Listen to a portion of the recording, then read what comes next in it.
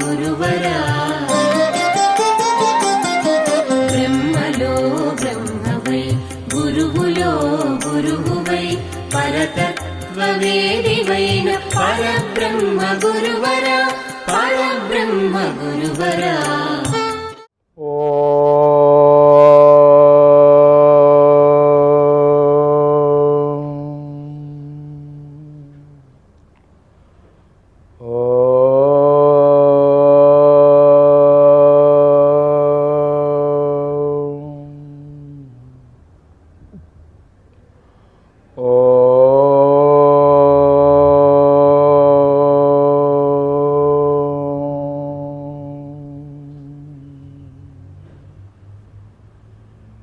ओंकार रूपाय ब्रह्म विष्णु शिवात्मने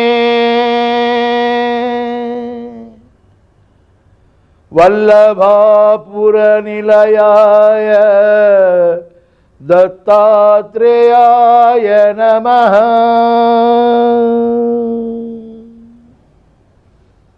जय गुरुदत्ता श्री गुरुदत्ता। धार्मिकुलारा శ్రీ గురు చరణం పేరున వెడబెడుతున్న ఈ దత్త కరుణామృతం దత్త కథ మనం క్రమంగా వింటూ వస్తూ ఉన్నాం. వేళ దత్తాత్రేయ స్వామి అనంత లీలా తరంగిణిలో ఓ విచిత్రమైనటువంటి ఘట్టాన్ని చెప్పుకొని మనం ముందు వెళదాం. శ్రీగురుడు దత్తాత్రేయ స్వామి అనేక అవతారాలు ధరిస్తూ కలియుగంలో తన యొక్క విశ్వరూపాన్ని తన శక్తిని అపారంగా భక్తజనుల పైన వెదజల్లుతూ షిరిడి సాయిగా, స్వామి సమర్థగా, నరసింహస్వామిగా, శ్రీపాదుడిగా, ఇంకా అనేక అవతారాలు, శ్రీధర స్వామిగా, తాజుద్దీన్ బాబాగా, ఇంకా ఎందరో మహాత్ముల యొక్క రూపాల్లో భక్తులకు అతి దగ్గరగా చెరువుగా ఉంటూ వారి వారి సమస్యలను తెలుసుకుని వారికి ఉపశ్రమణ కలిగిస్తున్నటువంటి ఒక అద్భుతమైనటువంటి లీలావతారం దత్తావతారం. స్వామికి ఇది ఎప్పుడూ అలవాటే. భక్తుల యొక్క తపన, భక్తుల యొక్క ఆవేదన, భక్తుల యొక్క కష్టం ఎక్కువైనప్పుడు, వాళ్ళ మనస్సులో తనను తలచినప్పుడు, వారి హృదయంలో స్వామి జాగృణైనప్పుడు, వారి స్మరణ నిరంతరం కొనసాగుతున్నప్పుడు స్వామి తప్పకుండా వారికి దర్శనమిస్తాడు. వారి యొక్క సమస్యలను తెలుసుకుంటారు, వారిని ఆశీర్వచనం చేస్తారు, వారి కష్టాలను తొలగిస్తారు. అందుకే స్వామి భక్తవరదుడు. కేవలం భక్తి, శ్రద్ధ, సహనం, ఓర్పు ఈ భక్తి సామ్రాజ్యంలో ముఖ్యమైనటువంటి ఘట్టాలు. భక్తుడికి ఓర్పు కావాలి, శ్రద్ధ కావాలి, ఎన్ని కష్టాలనైనా సరే సహించేటువంటి సహన గుణం కావాలి. ఇవి కలిగినప్పుడు స్వామి తప్పకుండా తప్పకుండా తప్పకుండా వారిని కాపాడుతాడు, రక్షిస్తాడు. ఇది దత్తాత్రేయ తత్వం, దత్తాత్రేయ స్వామి లీల. ఇలా స్వామి చేసినటువంటి లీలల్లో ఒక ఘట్టాన్ని మనం ఇవాళ చెప్పుకుంటాం. విశాల నగరము అనేటువంటి మహానగరం ఉండేది పూర్వకాలం. ఆ నగరంలో వేదధర్ముడు అని ఒక బ్రాహ్మణుడు జీవిస్తూ ఉండేవాడు. ఆయనకి చాలా కాలం సంతానం లేదు. భగవత్కృప వల్ల లేక లేక ఒక కుమారుడు కలిగాడు. అతనికి సుశీలుడు అని పేరు పెట్టాడు. వాడు పెరిగి పెద్దవాడవుతూ ఉండగా 8-9 సంవత్సరాలు వచ్చేటప్పటికి ఏ జన్మ కర్మఫలమో, ఎప్పటి కర్మఫలమో పాపం వాడిని రోగస్థుడయ్యాడు, గ్రహపీడితుడయ్యాడు. 1 కాదు 2 కాదు 7 గ్రహాలు వాడిని పట్టుకొని పీడించడం ప్రారంభించాయి. రకరకాల రోగాలు. ఒక క్షణం ఉన్నట్టు ఒక క్షణం ఉండడు, ఒక క్షణం ఉల్లాసంగా ఉంటాడు, ఒక క్షణం అచేతనంగా ఉంటాడు. ఎప్పుడు ఎలా ప్రవర్తిస్తాడో తెలియదు, ఏం జరుగుతుందో తెలియదు. దినగండం 100 ఆయుష్లాగా. ఇది చూచి ఆ బ్రాహ్మణుడికి చాలా బాధ కలిగింది. అయ్యయ్యో, లేక లేక కలిగిన సంతానము అపురూపంగా ఉంటాడు, అద్భుతంగా ఉంటాడు, మా కోరికలు తీరుస్తాడు, మా మనస్సుకు ఉల్లాసం కలిగిస్తాడు అని ఆ దైవప్రసాదంగా ఈ కుమారుని కంటే వీడికి ఇన్ని బాధలా, ఇన్ని కష్టాలా అని ఆయన ఎక్కడెక్కడ మంత్రగాళ్ళు, ఎక్కడెక్కడ వైద్యులు, గ్రహ వైద్యులు, భూత వైద్యులు ఎవరెవరు ఉన్నారో, ఎక్కడెక్కడ ఏ చికిత్సలు జరుగుతాయో అక్కడ అంతా ప్రయత్నం చేశాడు, తిరిగాడు. ఎన్ని చోట్లకు వెళ్ళినా, ఎక్కడికి వెళ్ళినా ఆ బాలుడి యొక్క బాధ నివారణ కాలేదు. ఎప్పుడైతే ఆ బాలుడికి నివారణ, ఆ వ్యాధి కాలేదో ఆయన తపన రోజు రోజు ఎక్కువైంది. సద్గురుదేవుణ్ణి కూడా మనసారా ప్రార్థించడం మొదలుపెట్టాడు. అనుకోకుండా ఒక రోజున ఈయన శ్రద్ధ, ఈయన భక్తి ఎక్కువైన సమయం, ఈయన తపన ఎక్కువైంది, భగవంతుని ఆరాధించడం ఎక్కువైంది. ఆ ఆరాధనా ఫలితం చేత సాక్షాత్తు దత్త భగవానుడే భిక్షకుడి రూపంలో ఈయన ఇంటి ముందుకు వచ్చాడు. అనాది కాలం నుంచి భారతదేశంలో అతిథి అభ్యాగతుల సత్కారం జరుగుతూ ఉంది. ఈ అభ్యాగతుల సత్కారం, అతిథుల యొక్క సత్కారం వల్లనే అనేక మంది అనేకము పొందారు. పూర్వం దత్తావతారం, ప్రథమ దత్తావతారమైనటువంటి శ్రీపాద శ్రీవల్లభుడు సుమతి అప్పల రాజులకు ఈ కారణంగానే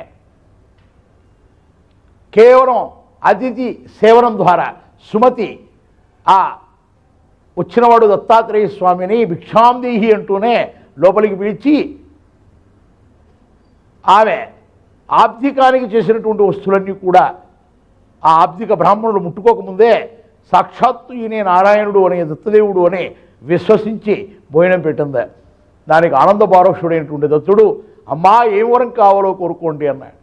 ఆమె చెప్పింది, ఆయన నాకు నీలాంటి పుత్రుడు కావాలి. ఆహా, ఆనాడు అనసూయాదేవి అడిగినట్టు ఈమె అడుగుతుంది. లోకోద్ధరణ కోసం కలియుగంలో నేను అవతరించవలసినటువంటి అవసరం ఆసన్నమైంది. ఈ జగన్మాత స్వాద్వి మహాతపశక్తి సంపన్నురాలైనటువంటి ఈ తల్లి అడుగుతూ ఉంది అని భావించి దత్తదేవుడు, అలాగే తల్లి నేనే నీ కుమారుడుగా జన్మిస్తానని అభయం ఇచ్చి శ్రీపాద శివల్లభుడిగా జన్మించాడు. కేవలం అతిథి సేవనం ద్వారా. అలాగే ఎంతోమంది కేవలం అతిథి సేవనం ద్వారానే మాయా మచ్చేంద్రుడి యొక్క సేవలో గోరఖనాథునికి జన్మనిచ్చింది ఓ తల్లి. అలా ఎందరో మహానుభావులు కేవలం ఆ అతిథి సేవనం ద్వారానే ఫలితాన్ని పొందిన వాళ్ళు ఉన్నారు. అందువల్ల భారతదేశం అనాదికాలంగా అతిథి అంటే తిథివార నక్షత్రములు చూడకుండా ఎవరు పిలవకుండా వచ్చేటువంటి వాడు అతిథి. అభ్యాగతి అంటే అభ్యర్థిస్తే, ప్రార్థన చేసి మా ఇంటికి రెండు భోజనానికి అని పిలిస్తే వచ్చేవాడు అభ్యాగతి.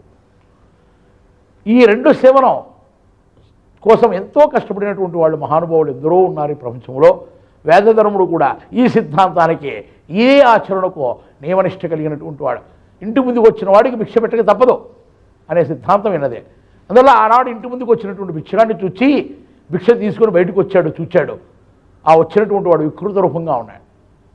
తిరిగిపోయిన బట్టలు ఉన్నాయి, మాసిపోయిన బట్టలు, ఒళ్ళంతా మాసిపోయింది, జుట్టు మాసిపోయింది, నోటి నుంచి చుంక కారుకుపోతూ ఉంది, ఈగలు దోమలు జూనమని ముసురుతూ ఉన్నాయి.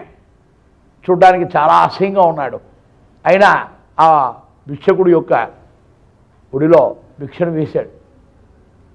వేసి ఉండగానే ఆ మహానుభావుని యొక్క శక్తి చేత సాధకుడైనటువంటి ఈ ధర్మ మహర్షికి, బ్రాహ్మణుడికి, ఈయన ఎవరో అపురూపమైనటువంటి శక్తే, ఈయన సాధారణమైనటువంటి భిక్షగాడు కాదు అని అలా నిలబడిపోయాడు.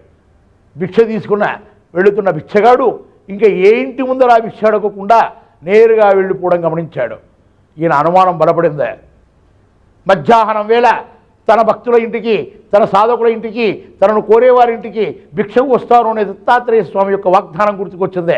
ఈయన తప్పకుండా దత్తాత్రేయ స్వామి ఉంటాడు, వేరెవరో కాదు, సాక్షాత్తు దత్తాత్రేయుడే అని వెంటనే స్మరణకు వచ్చి ఆయన గబగబా భిక్షగాడి వెంట నడవడం మొదలుపెట్టాడు. భిక్షగాడు ఎక్కడ ఆగకుండా నేరుగా నగరి బయటికి వెళ్ళిపోయాడు. ఈయన పరిగెత్తుకుంటూ దగ్గరికి వెళ్ళాడు. స్వామి స్వామి అన్నాడు. వెంటనే అక్కడ దొరికినటువంటి ఒక కర్ర తీసుకొని ఆ కర్రని ఇస్తుంది వేసాడు ఈయన మీద. కర్ర వచ్చి తగిలిందే. అయినా కానీ లెక్క చేయలేదు. బాగా దెబ్బ తగిలిందే, రక్తం కారుతుంది. అయినా స్వామి స్వామి అంటూ పడిపోయింది. కొంత దూరం వెళ్ళిన తర్వాత ఓ సచ్చిన గాడిద కనపడింది. ఆ చచ్చిపోయిన గాడిదే మాంసం అంతా చీల్చి చెండాలుగా ఉంది. అందులోంచి ఓ మాంసం ముద్దను పీకి ఇసిరి బ్రాహ్మణుడు మీద వేశాడు. ఈ బ్రాహ్మణుడు దానికి గట్టిగా పట్టుకున్నాడు. పైన ఉన్నటువంటి కండువా తీసి దాంతో ముడిగట్టుకున్నాడు. మహాప్రసాదం తండ్రి అని మళ్ళీ ఎంటబడి పరిస్థితి. స్వామి పరిగెత్తి విడిపోతున్నాడు. ఇంకొంచెం దూరం పోయాడు. గవాలన స్వామి పాదాలు పట్టుకున్నాడు. ఆ పాదాలు పట్టుకున్నటువంటి వాడిని కాలుతో చేత్తో తన ఇష్టం వచ్చినట్టు కొట్టాడు. ఈయన ఎన్ని దెబ్బలు కొడుతున్నా, ఎన్ని ఏమి చేస్తున్నా స్వామి స్వామి దత్తదేవా దత్తదేవా రక్షించు కాపాడు అంటున్నాడు. కానీ ఇంకో మారు మాటలు. అక్కడ నుంచి విడిపించుకునే దత్తుడు పరిగుణ ఓ గృహలోనికి వెళ్ళి దాక్కున్నాడు. ఆ గృహలోనికి ఈ బ్రాహ్మణుడు కూడా ప్రవేశించాడు. అక్కడ చీపో ఎవడు నువ్వు, నన్ను ఎందుకు వెంటబడుతున్నావు, నా కోసం ఎందుకు వస్తున్నావు అని గట్టిగా రంకెలు వేసాడు అవతలవాడు. గురుదేవుడు, స్వామి మీరు కరుణామయులు, లీలాసముద్రులు, ప్రేమావతారులు, గురుదేవులు నన్ను కరుణించండి అని రెండు కాళ్ళు పట్టుకుని బోరున ఏడ్చాడు. స్వామి కరుణ కలిగిందే, నిజరూపం దర్శించాడు. ఆహా ఎంత అద్భుతంగా ఉంది. శిఖాధారి జటలతో శిఖను బిగించి రుద్రాక్ష ధారణ చేసి విభూతి త్రిపురాండములను చుట్టి దండక మండలాలను చేతబట్టి పీతాంబరాన్ని ధరించినటువంటి ఓ దివ్యమైనటువంటి మంగళ విగ్రహం అక్కడ ప్రత్యక్షమైంది. కన్నుల విందుగా ఆ అద్భుతమైనటువంటి విగ్రహాన్ని చూచి దర్శించుకుని చేతులు ఓడ్చి వేద మంత్రోచ్చాటనతో స్వామికి అర్చన చేశాడు. స్వామి ఆనంద పారవశుడై, నాయనా నీవు నా కోసం ఎందుకు తపనపడి వచ్చావో తెలుసు. నీవు నీ కొడుకు యొక్క ఆరోగ్యాన్ని గురించి, వాడి పట్టినటువంటి బ్రహ్మరాక్షసుల పీడన గురించి బాధపడుతూ ఉంటే అది నివారణ చేయించడానికే నేను నీ ఇంటికి భిక్షకొచ్చాను. జరిగినది పరీక్ష. ఆ పరీక్షలో నువ్వు నెగ్గావు. ఇదిగో నీకు మహా అద్భుతమైనటువంటి మంత్రాన్ని ఇస్తున్నాను. ఇది 7 అక్షరముల దివ్యమైనటువంటి మంత్రం. దీన్ని వెళ్ళి జపించో. ఒక్కొక్క రోజునకు ఒక్కొక్క మంత్ర బీజాక్షర ప్రభావం చేత ఆ గ్రహాలన్నీ వెళ్ళిపోతాయి. నీ కుమారుడు స్వస్థత చేకూరుతుంది, ఆరోగ్యపరుడవుతాడు, ఆనందపరుడవుతాడు, భవిష్యత్తులో ఉత్తముడవుతాడు అని ఆశీర్వచన చేశారు. స్వామి వచ్చినటువంటి మంత్రాన్ని సాక్షాత్తు దత్తదేవుని చేత ఉపదేశం పొందినటువంటి ఆ మహామంత్రాన్ని తీసుకొని ఆయన ఎప్పుడైతే ఒక్కసారి ఉచ్చాటన చేశాడో మంత్ర ప్రభావం, గురుదేవుని యొక్క ఆశీర్వచన ప్రభావం చేత వేద ధర్మ బ్రాహ్మణుడికి శరీరం అంతా తేజోపుంజాలతో అద్భుతమైనటువంటి విశ్వశక్తి, అయస్కాంత విద్యుత్ తరంగాల శక్తి, బహోతపోబల శక్తి జాగృతి అయింది. శరీరం తేజోపుంజమైంది. ఆనంద పరుషుడయ్యాడు. అతని మనస్సు, అతని యొక్క ధ్యానం సాక్షాత్తు ఆ సహస్రాలన్నీ చేరింది. లగ్నమైంది యోగంలో. గురువుల అనుగ్రహం ఉంటే కానీ మూలాధారం నుంచి శక్తిని, కుండలిని శక్తిని జాగృతి చేసుకుని శాస్త్రాన్ని చేరడు శిష్యుడు. దీనికి గురువుల ఆశీర్వచనం కావాలి. దత్తాత్రేయ స్వామి లాంటి అవధూతుల యొక్క కేవలం స్పర్శ మాత్రం చేతనే ఇది జాగృతి అవుతుంది. ఆయన అవతారాంశాలైనటువంటి అవధూతలే ఈ శక్తిని జాగృతి చేయగలిగితే సాక్షాత్ దత్తాత్రేయ స్వామియే కనుల ముందు ఉండి ఆశీర్వచనం చేసి మంత్రోపదేశం చేస్తే ఇంకేం కావాలి. ఆనాడు విష్ణుదత్తుడికి, ఈనాడు వేదధర్ముడికి ఆ కాలంలో మంత్రోపదేశం జరిగింది. స్వామి ఆశీర్వచనం చేసి నాయనా వెళ్ళు అన్నాడు. అక్కడ నుంచి దత్తనామస్మరణ చేసుకుంటూ ఆయన లీలలను, ఆయన వెంటబడడం, ఆయన తరమడం, ఆయన కొట్టడం ఇవన్నీ తలుచుకుంటూ మెల్లగా నడుచుకుంటూ వచ్చాడు. ఎక్కడైతే సచ్చిన గాడిద మాంసం తీసి ఈయన వడిలో వేశాడో అక్కడికి వచ్చి చూస్తే ఆ గాడిద లేదు. అక్కడ ఎర్ర చందనం చెట్టు మొలిసి ఉంది, బాగా పెద్దదిగా ఉంది. ఎక్కడ చూచాడు పరిసరాలంతా, ఎక్కడా ఏమీ లేదు. గబాలన మూటలో కట్టుకున్నటువంటి ఆ మాంసముద్ద మూటలో కట్టుకున్నది గుర్తుకొచ్చిందే, ఇప్పి చూచాడు. అందులో దివ్య పరిమళాలు మీద జరిగేటువంటి అద్భుతమైన పుష్పం ఉంది. దత్తప్రసాదంగా తీసుకున్నాడు. ఆహా స్వామి ఏమి నీ లీల, వికృతంగా కనపడతావు, వికృత చేష్టలు చేస్తావు, వికృతమైనటువంటి చర్యలే, చూడడానికి ఆశ్చర్యం కలుగుతుందా, ఆనందం కలగదు, ఏవగింపు కలుగుతుందే, అలాంటి క్రియలు చేస్తావు. కానీ అందులో సత్యం నిలకడ మీదనే తెలుస్తుంది. మనసు లగ్నమైనప్పుడే తెలుస్తుంది. నీలో లయమై నీ యొక్క తత్వాన్ని అవగాహన చేసుకుంటే కానీ అది మాకు లభించదు. గురుదేవా ఏమి నీ లీలా అని తలుచుకుంటూ నేరుగా ఇంటికి చేరాడు. మరునాడు ఉదయాన్నే వేకోశామున్నే తెల్లవారుజామున్నే లేచి మంత్ర అనుష్ఠానం ప్రారంభించి పూర్తి చేసుకుని కుమారుడిని పిలిచి మంత్రోచ్చాటన చేస్తూ ఆ తీర్థాన్నే ఒక్కొక్క రోజు ఒక్కొక్క బ్రహ్మ రాక్షసి ఆ కుమారుడి నుంచి వదిలిపోయింది. 7 రోజుల్లో స్వస్థత చెందాడు. క్రమంగా తండ్రి ద్వారా మంత్రాన్ని ఉపదేశం పొందిన సుశీలుడు కూడా మంత్రజపం చేస్తూ ఉండగానే వాడి శరీరం తేజోపుంజమైందే, ఆరోగ్యవంతమైందే, దృఢవంతమైందే, ధీమంతమైందే. ఈ విషయం సమస్తమైనటువంటి ప్రజలకు తెలిసిపోయింది. ఎందుకంటే ఈ పిల్లవాడికి ఆరోగ్యం బాగలేదని జనులందరికీ తెలుసు. బ్రాహ్మణుడు అయి ఉండి కూడా కుమారుడి యొక్క బ్రహ్మరాక్షసత్వాన్ని పోగొట్టుకోలేకపోతున్నాడని ఎందరో హేళన చేసిన వారు, ఏతాళి చేసిన వారు, వెక్కిరించిన వారు, వేలిజిట్టి చూపిన వారు, విమర్శించిన వారు, అయ్యో పాపమును జాలిన పడిన వారు ఎందరో ఉన్నారు. ఎందరికో ఈ విషయం చర్చా విషయం ఏముందా. అలాంటి విషయము పూర్తిగా మారిపోయి ఆరోగ్యవంతుడు కావడం చూసి జనులందరూ విపరీతంగా చెప్పుకోవడం మొదలుపెట్టాడు. ఎక్కడెక్కడ రోగిష్ఠులందరూ వేదధర్ముడి దగ్గర చేరి ఆ గురుదేవుడు ఇచ్చినటువంటి మంత్ర ప్రభావం చేత స్వస్థత చేకూరుతో ఆనంద పారవశులై వెళ్ళారు. క్రమంగా వేదధర్ముడు స్వామి దత్తాత్రేయ స్వామి యొక్క మంత్ర అనుష్ఠానంతో లోకములో సర్వజనులకు హితము చేకూరుస్తూ తనను తాను స్వామి సన్నిధికి చేర్చుకున్నాడు. సద్గురు మహారాజుకి జై. ఇది ఒక అద్భుతమైనటువంటి చరిత్ర దత్త చరిత్రలో. సప్త సోహాధార కథల్లో ఇది ఒకటి. సాక్షాత్తు బృహస్పతి ఇంద్రుడికి చెప్పినటువంటి కథ ఇది. దత్తాత్రేయ స్వామి లీలలు అద్భుతాలు. కానీ దత్తాత్రేయ స్వామి దగ్గరికి చేరాలి అంటే కొన్ని గుణసంపద మనకు కావాలి. ఆయనని మనం మన హృదయంలో బంధించుకోవాలంటే మనలో కొన్ని గుణాలు కలగాలి. ఆ గుణాలు కలిగితేనే ఆయన అనుగ్రహం కలుగుతుంది. ముఖ్యంగా సాధకుడికి శాంత గుణం, శాంతం కావాలి. మహాశాంతం, అద్భుతమైనటువంటి శాంతం వాడి జీవితంలో అలవడాలి. శాంతం లేదనుకోండి సుఖం లేదు. కోపగుణం, హీనగుణం, నీచగుణం అది అన్ని విధాలా బాధిస్తుంది. శాంత గుణం అద్భుతమైనటువంటి సుఖాలను ఇస్తుంది, శాశ్వత సుఖాలను ఇస్తుంది. క్షణకాలం తాత్కాలికంగా దానివల్ల మేలు కలగనట్టు కనపడవచ్చు, కానీ శాశ్వతమైనటువంటి విజయం దానిదే. ఇందుకు కారణంగా ఒక కథ చెప్తాను, మీరు బాగా జాగ్రత్తగా వినండి. ఏకనాథ మహారాజ్, సంత ఏకనాథ మహారాజ్ చరిత్రలో ఒక ఘట్టం.